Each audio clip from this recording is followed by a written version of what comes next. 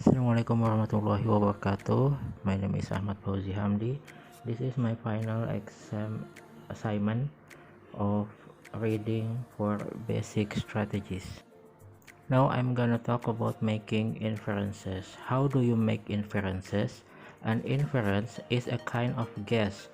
When you read a passage, you get information from it. Then you can make an inference or guess about other information and ideas that are not in the passage. When do you make inferences? In everyday life, you often make inferences. Example, a friend from Chicago is supposed to arrive by plane this afternoon. You hear that there are terrible snowstorms in Chicago. You make an inference from this. Planes will probably not be able to fly out of Chicago, and your friend won't come today. Another example, you read an article in the newspaper about tourism in Turkey. It says that the number of foreign visitors has increased greatly. You make an inference from this. Turkey may be a good place to look for a job in the tourist industry. Readers also make inferences. They may need to infer the general meaning of the words. See Part 1 or Part 2, Unit 3. They sometimes infer information or ideas that aren't in the passage. Writers don't or can't always tell everything to the reader. There may be gaps or holes in the reader's knowledge about something. The reader may need to try to fill in these gaps by making inferences.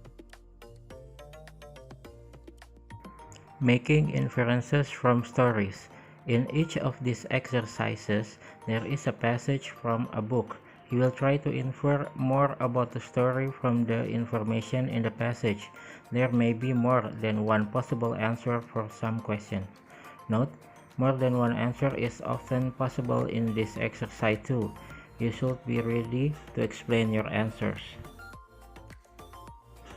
Exercise 5. A. Read the passage from Anne and Green Gables by L.M. Montgomery. Make inferences to answer the questions. More than one answer may be possible. When Anne woke up the next morning, she felt happy. She jumped out of bed and ran to the window. It was a beautiful morning. The sun shone and the sky was blue. Anne opened the window. Outside there was a fruit tree with beautiful flowers, and could see many other trees and flowers, and a small river too. This is a wonderful place, she thought. Then suddenly she remembered. She felt very sad again. But I can't stay here, she thought.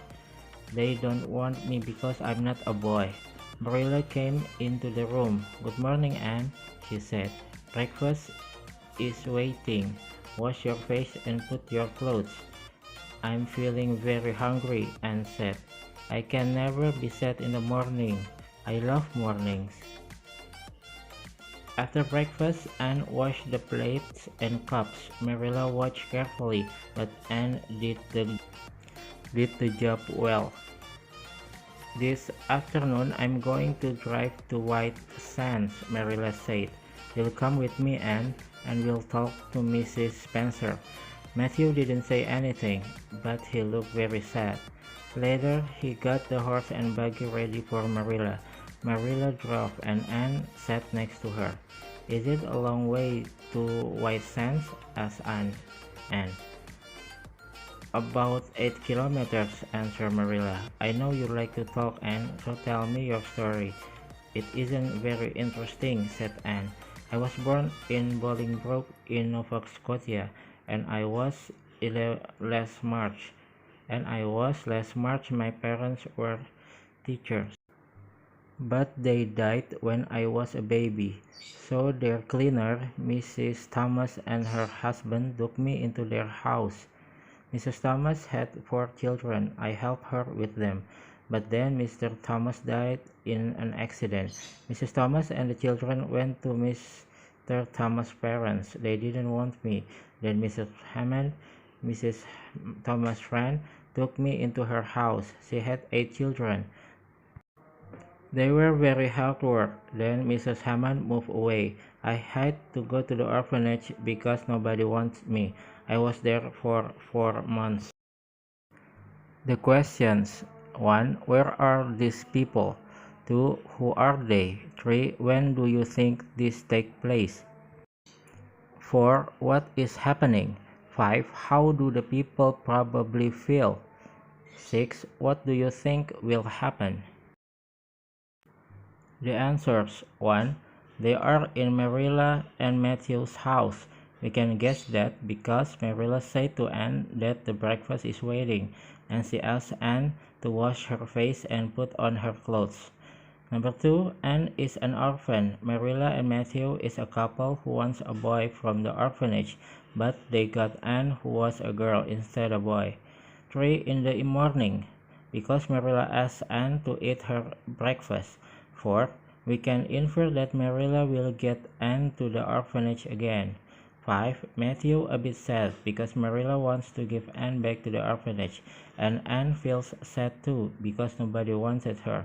6, I think Anne will get back to the orphanage. That's all for now. Thank you for watching.